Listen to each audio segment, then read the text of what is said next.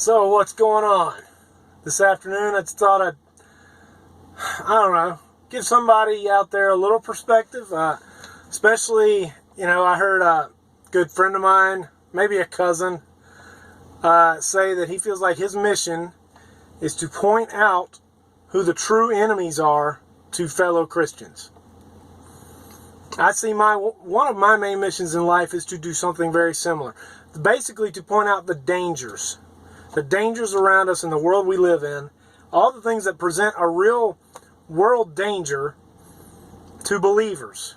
I mean, and to people in general, especially when it comes to, say, border security, right?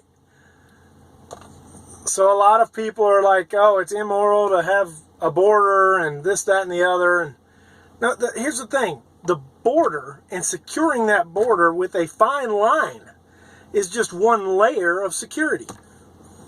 And when you want to be as secure as possible, you want layers and layers of security. That's what the Secret Service provides for the President of the United States. Look at it this way. So, again, a lot of the people who say it's immoral are Christians. Maybe some just claim to be Christians, but then some of those are the same people that, condone homosexuality and everything else. But that aside, in your Christian faith, in your walk with Christ, don't you want that relationship with Jesus to be as secure as possible? What if you tried to have a relationship with Jesus, but you decided, well, let's leave out one layer of security in that relationship. Let's leave out God's Word. Let's leave out the Bible. Because I can just go on what other people tell me, right? Because I am sure that if I just find somebody I can trust, they will tell me all the right things I need to know about faith in Jesus. Right? Wait a minute. Wouldn't that set you up to end up following false teaching? You're more likely to fall into that category. You might not. You might get lucky. I mean, there's some people who have been illiterate their whole lives, and I'm sure they are just fine with God. But wouldn't you rather have God's Word? Because, see, you can turn to that. It doesn't change. It hasn't changed in all these years. It shores up that relationship that you can have with Jesus. Just like if you actually form a physical border between nations and have that border, non-porous, you only have checkpoints for points of entry, and that's it. That's the only way in and out. You could have several, but they're all controlled. That way you have a solid line, however curvy it may need to be, like the Great Wall of China, right? Yeah.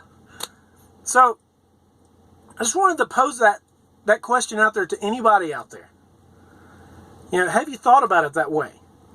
This border that is proposed by not just Trump, here's the thing. Here's what I don't get. There are so many evident videos of everybody and their mother before Donald Trump ever said anything about a wall that was all for a more secure barrier across the border. All sorts of videos you can go to. It's all over Facebook every day. I share them because, every time I see one, because I'm like, oh, look, there's another one. Oh, look, there's another one. Oh, look. Oh, and these are all the people that are saying we don't want it now. Yeah, by the way. Yeah, isn't that convenient? So it's not immoral, number one. But you're shoring up your security. You're adding that extra essential layer of security. Just like the Bible is an essential layer of security in your relationship with Jesus. Can you understand it that way? Can anybody else relate to that? I just wanted to put that out there for anybody who's willing to listen. I know I can't really change people's minds on here. I get that.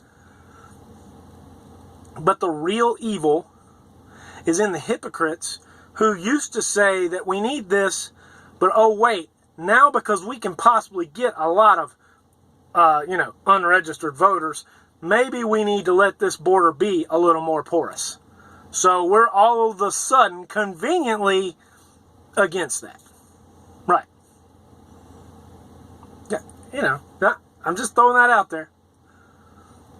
I didn't want to get on here, put a long video on here today, but that just came across my mind.